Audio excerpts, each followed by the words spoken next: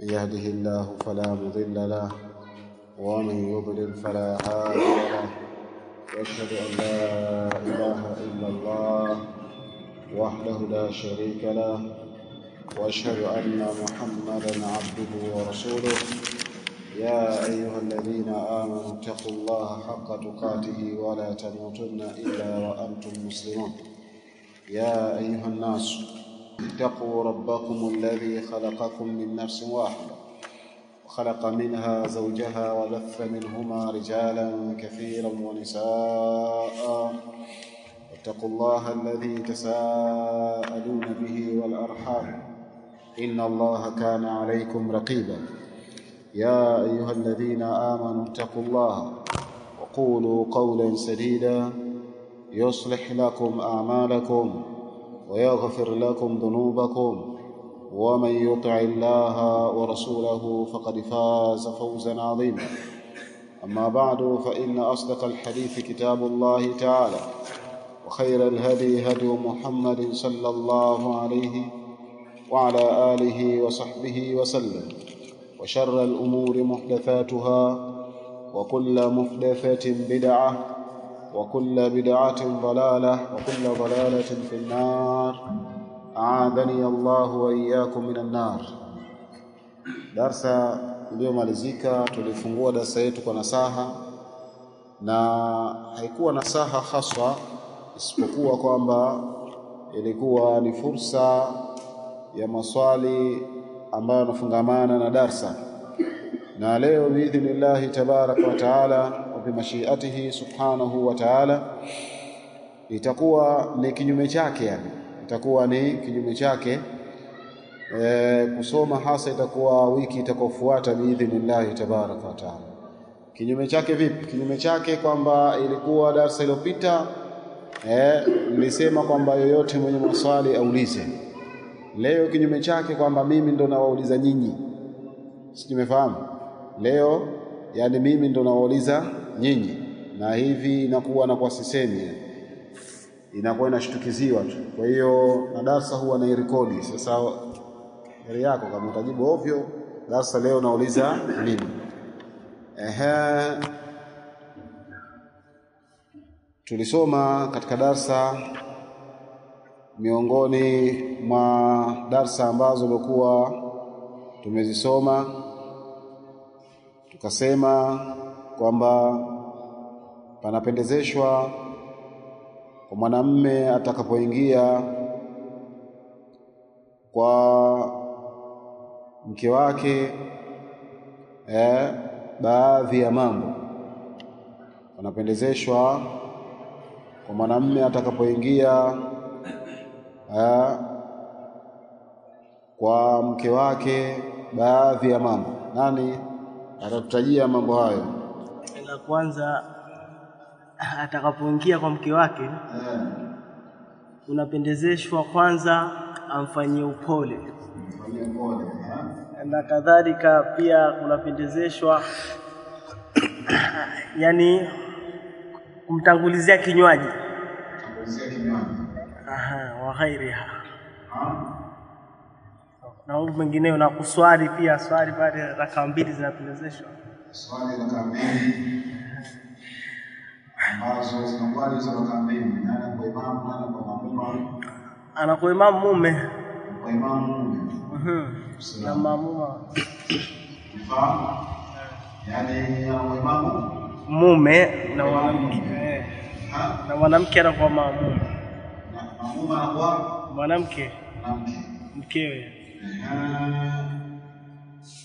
Baada kuwa kuswali au kabla ya kuswali ndo maziwa unataja maziwa. Unakunywa kabla au baada ya kuswali? Baada ya kuswali. Baada ya kuswali. Unaji wake unakuwaje? Unakuja glasi yake unakuwaje? Glasi moja ile. Atakunywa yeye alafu na yeye atampa. Vipi kwamba kabla kuingia kabla kumwekea mkono katika kichwa kusomea dua, ina jambo hili na jambo la kuswali, vipi ambalo tunamtangulia? Tunatangulia na kumwombea dua. Kuombea dua. Mwisho dua hivi. ewe Allah nikinge shari umwambie huyu mwanamke kwa shari ma jabaltaha alaiha kama hivyo.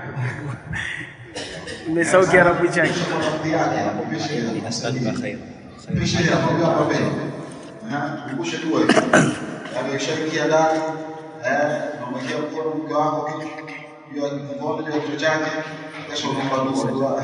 Kumbusha dua hii unamwambia Allahumma inni as'aluka min khairiha wa khaira ma jabaltaha. Allahumma inni as'aluka khaira ma jabaltaha alayhi. وأعوذ بك من شرها شر ما جبلتها عليه.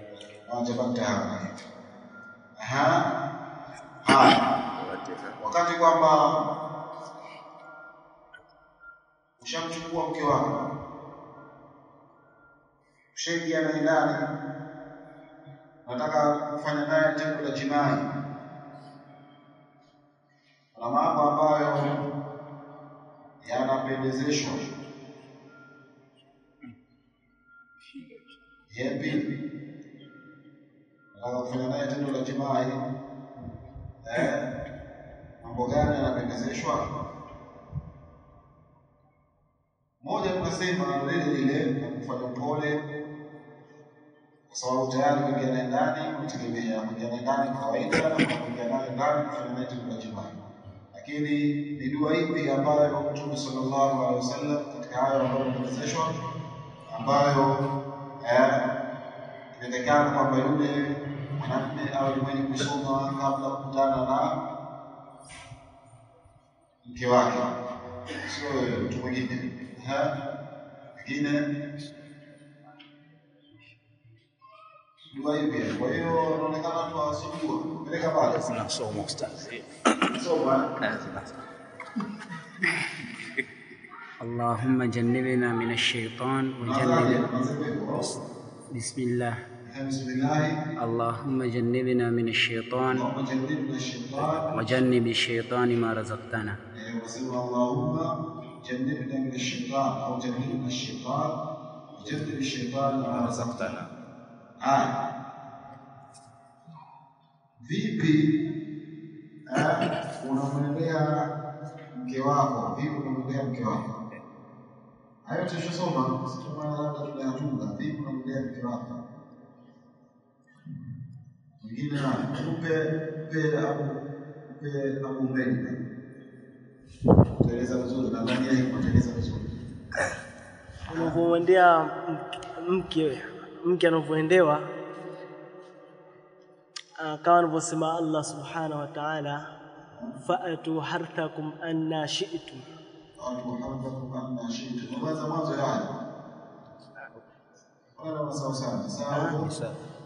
Nisaukum harthul lakum fa'atu harthakum anna shi'tum.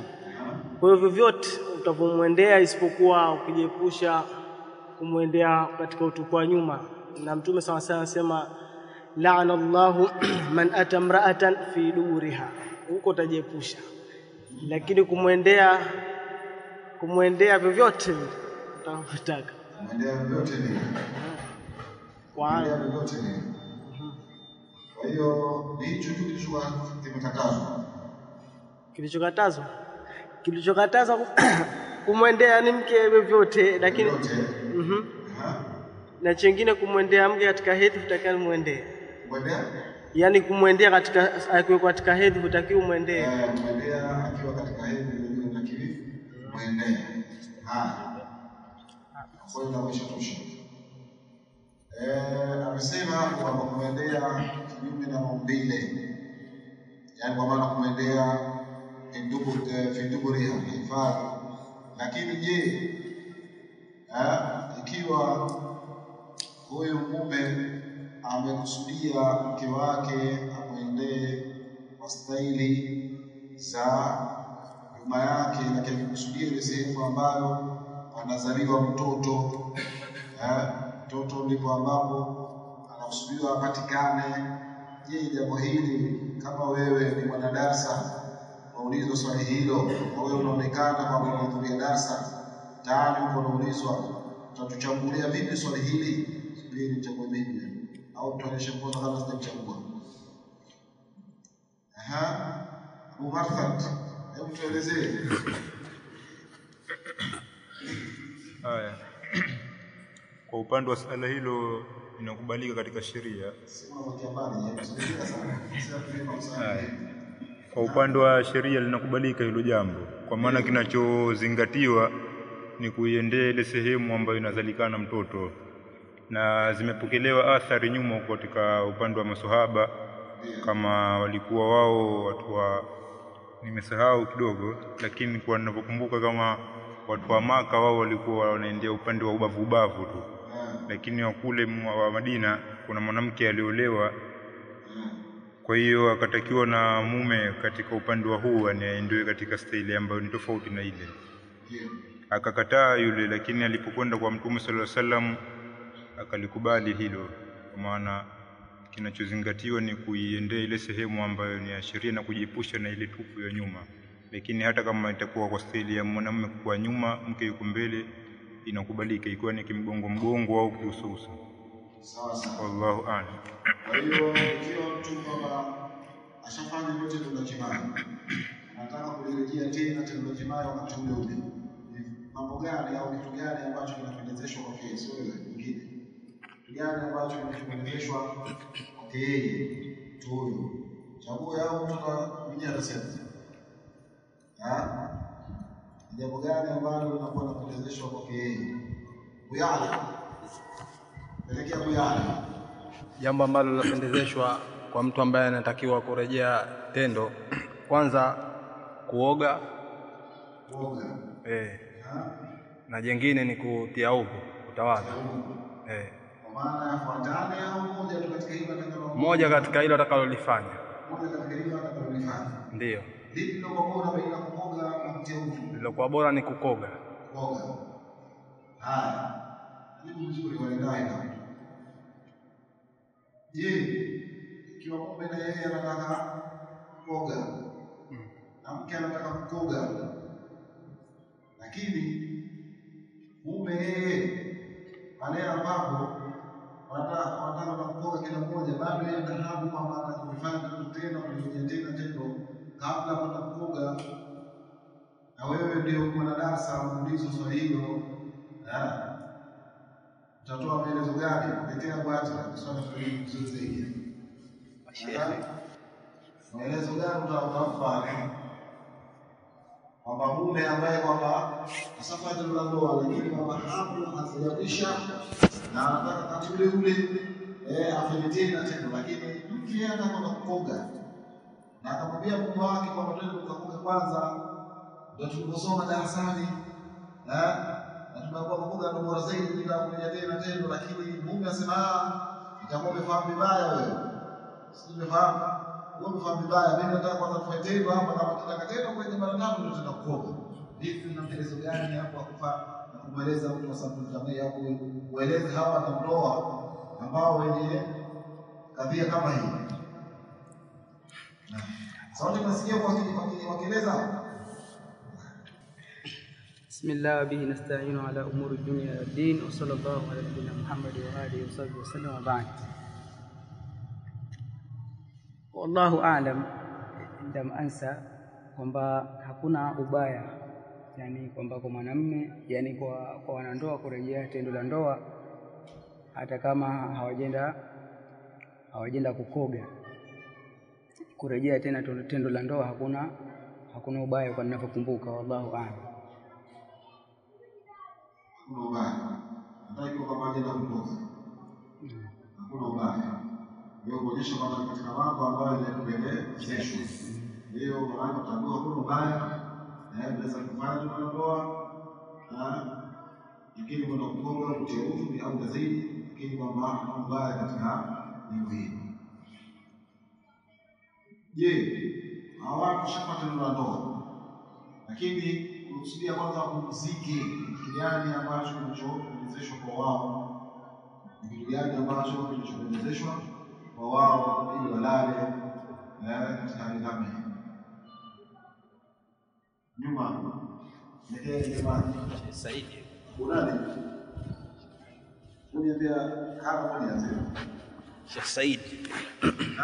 Saidi Sababu ya nikamu bado. Yaani kwamba hawa wameshapata tendo la ndoa. Shamba hili tendo la ndoa. Wanakusudia kulala kupumzika. Wanakusudia kufanya nini? Kupumzika. Kwa hiyo ni mambo gani au jambo gani ambalo linapendezeshwa kwa wao walifanye?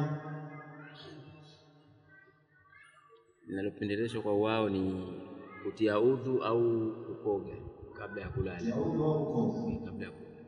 Kutia udhu au kukoga kabla ya kulala. Matendo kutia udhu au kukoga. Lakini sasa wanakusudia wao wasema haya maji zaidi ya usiki wafanye nini yani? Au ndo talala ukilala itakuwa labda wanatenda dhambi au vipi? Hawapati dhambi, lakini kwa kujikinga na madhara ya shetani maana wanapendezeshwa maana watie udhu. Maana hawapati dhambi kwa sababu udhu au kuoga sio jambo la lazima. Udhu kuoga sio jambo la lazima, bali jambo ambalo mustahabu. Vipi ikiwa mtu anasema je, mimi nikipiga mkono yangu kwenye kuta kisha nikata yangu badala ya kuoga au kutia udhu kwa wakati huo utakulala tu, itafaa kwa mimi au isifanye kwa usubirie ukiamka kwenda kuoga na kutia udhu ngine jambo nyuma ya mwili ya kama kwa mkono.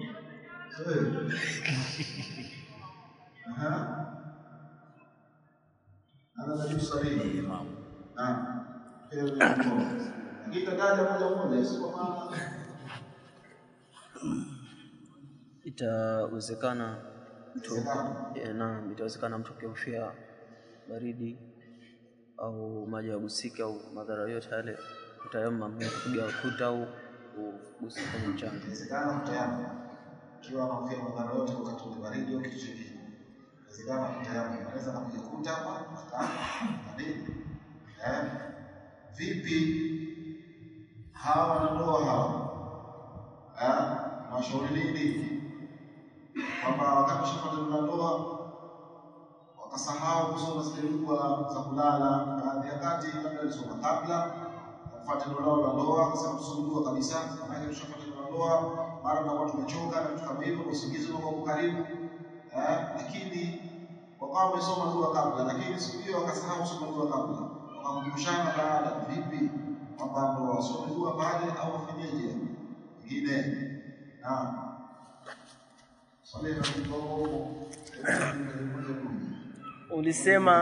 Ulisema kwamba hilo jambo lina khilafu, lakini wanachuoni wengine wanasema utasema bismillahi awwalahu wa akhirahu, utasema baadhi wanachuoni, na ukasema kwamba kuna baadhi wanachuoni wanasema hata kimoyo moyo unaweza kusema afuka dua, yani ukisahau kuisema kusema na kusahau. Sisi tunazungumzia hapa, tunazungumzia dua za kulala. Dua za kulala. Yaani kwamba tayari hawa wa kawaida kabla kuingia tendo la ndoa wanasoma dua zao za kulala, wanasoma za kuzia maji, kuzia chakula yao wanafuata dua la ndoa. Lakini siku hiyo wakasahau, washamaliza kufanya tendo la ndoa ndio wanasema tumesahau kusoma dua za kulala, kwa hiyo hebu tusome siku hapa, tukisoma hapa wakati kama tushakuwa chafu tusome au vipi? Yaani naambia vipi hawa kama wasome au mimi nitawaambia kama mimi kwamba dua si katika Qur'an, ni katika adhkari, unafahamu.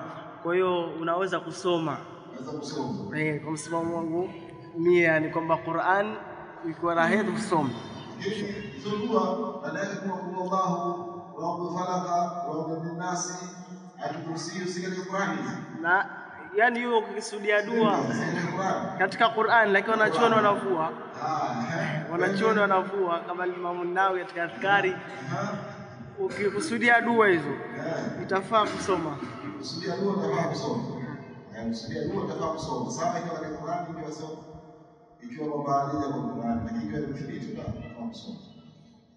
Haya, wa pili yake kutoka Uthman Sheikh Yusuf hapa. Abu Yunus. Hebu tueleze, je, itafaa mwanamke kustareheka na mume wake au mke kustareheka na mke wake ikiwa mke yuko katika hedhi? Tueleze anastareheka vipi? Abu Yunus. Bismillahirrahmanirrahim. Itafaa kustareheka mtu na mke wake wakati wa hedhi kama vile ambavyo ilipothibiti hadithi ya mama Aisha radhiallahu anhu kwamba yeye radhiallahu anha kwamba yeye alikuwa akistarehe na Mtume alayhi salatu wasalam wakati pale anapokuwa katika hedhi, anakuwa anavaa nguo ya chini ambayo izari, na Mtume anakuwa anastareheka kuanzia kwenye kitovu kujia juu. Ndio. Vipi sasa ikiwa labda mambo mtu mzidi na kuaje hapo familia astareheka naye kutia mwili wake, kwa hiyo afanyije? Au ndo watamaliza katika hali hiyo, au kama wewe utaruhusu? Maana umesema vipi kama mimi sasa wewe kama wewe, au kama utaeleza vipi? Yani tunachoelezea hapa kwamba yeye mwanamke anapokuwa katika hali kama hii hapo, maana yake atajifunga nguo chini, yani ni idhari ile ya chini. Kwa hiyo utastareheka naye kutoka hapa juu kujia, yani kutoka kwenye kitovu kujia huku juu. Utakwenda naye katika hali hiyo mpaka utakapokuwa umekidhi ile haja yako. Sasa anafuata hapo, ikiwa kwamba ndo wamestareheka akatokezea mwanamke akafanya naye tendo la hedhi, akafanya naye tendo la jimai katika ile sura ya hedhi, mwanamke afanye hivi mwanamume kwamba kashakosea, maana kashaka kumwendea mwanamke katika kipindi cha hedhi pale, yeye akakosea, anakujia wewe, anakuona kwamba unahudhuria darasa na anataka maelezo, kwambia kwamba mtasoma au vipi?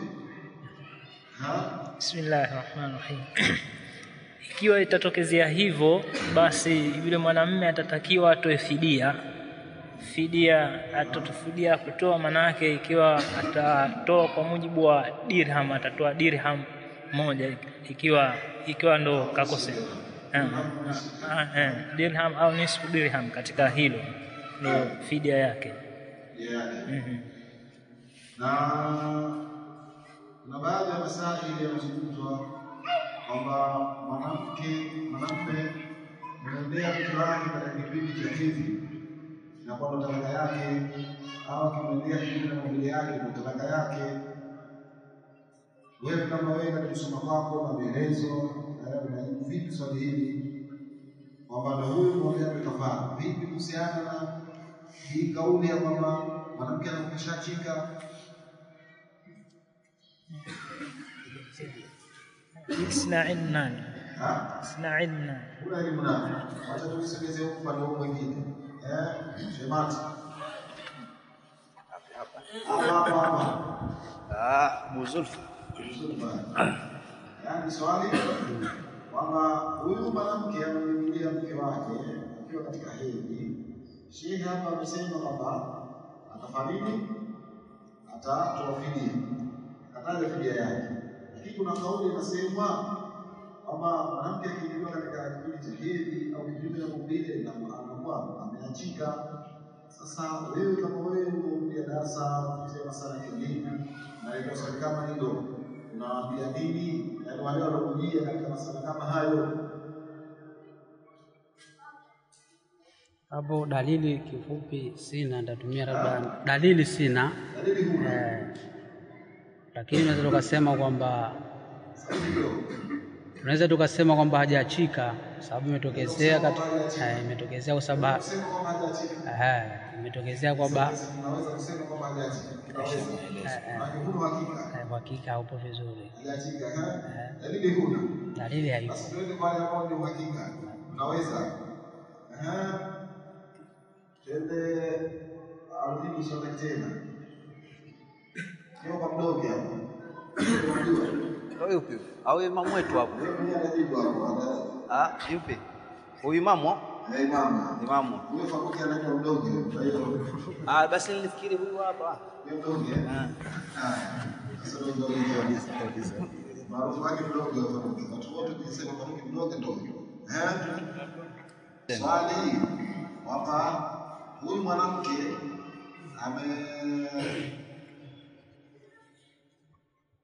amefanya jimaa yake katika hedhi na mume wake. Shehe pale ametusaidia, amesema kwamba atatoa kafara. Unafahamu? Lakini kuna kauli kusema kwamba huyu mwanamke huyu anaposhachika ikiwa kwamba ameingiliwa kipindi cha hedhi au akiingiliwa kinyume na maumbile. Sasa umeletewa wewe shehe, unahudhuria darasa, unakwenda madarasa, unapitia masala ya elimu, utawasaidia vipi watu wa sabuni kama hii katika dunia kama hii? Haya, tupeleke swali wanaofuata hapa. Imamu? Wote ni imamu. Imamu, msaidia imamu zake. Ajibu wewe. Abu nani? Sunhia. Musahihi. Sunhia. Ndoa itakuwa haijabatilika, ila kwa mfano ikiwa yani hawa walikubaliana, mfano mwanamume walikubaliana katika suala hilo, aidha ya kuingiana katika kinyume cha maumbile au wakati katika siku zake, wote watakuwa katika makosa, na ile kutoa dirham wote watastahili kutoa hiyo fidia. Ila ikiwa mwanamke hakuridhia, yani alilazimishwa hicho kitendo, basi mwanamume ndo atakuwa katika dhima hiyo, lakini ndoa itakuwa pale pale. Allahu a'lam. Naam. Swali jingine. Mwanamke wakati ule hataki kwamba kubeba ule uzito.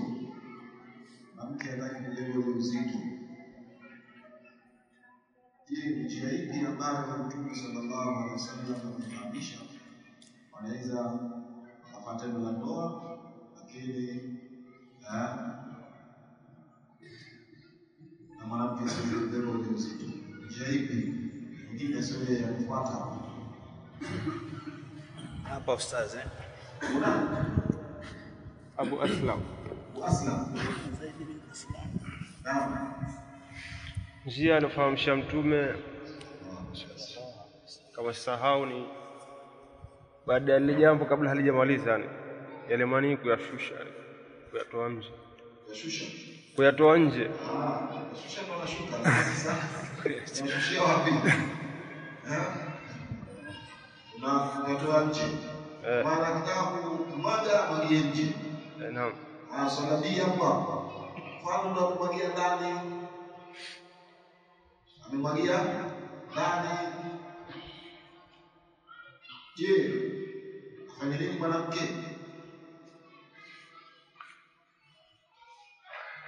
Mwanamke anatakiwa kwa wanavyoeleza baadhi ya wataalamu awahi chooni ili akawahi kukojoa. Awahi chooni akachutame na kukojoa. Endapo kama ameingia na akapata ujauzito na kwanza atajifungua. Fanye nini? Iba itoe au akainayo au vipi? Wallahu a'lam, lakini Allah ndio amekadiria kwa atavumilia. Allahu a'lam. Lakini kwa Allah shakadiria atavumilia. Kwa maana anabakia na ndoa yake. Anabakia na ndoa yake, anabakia na nyumba yake. Mfano, anabakia na nyumba yake sahihi kabisa. Allah amekadiria. Sababu akadiria kitu na kitu. Ile kwa Aisha Yusuf. Mtumani, hebu tuambie baina ya kufanya asli na kuacha asli pia ndio kwa bora. Kufanya asli na kuacha kufanya asli ipi ndio kwa bora? Kwanza nini asli? Eleza nini maana azli? Kisha baina kufanya azli na kuacha kufanya azli. Hivi ndio kwa bora. Azli ni kule kutoa manii nje. Hiyo ndo azli. Kati ya azli na kuacha kufanya azli, ipi ni bora? Tutaangalia makubaliano baina ya mke na mume. Kivipi? Kama mwanzo umeshapata mtoto hivi karibuni, lakini wamewekea kipindi hichi huyu mtoto apate afya nzuri, pengine tumvute mwaka mmoja na nusu ama miwili ya kunyonya, itakuwa haba aula kufanya azli.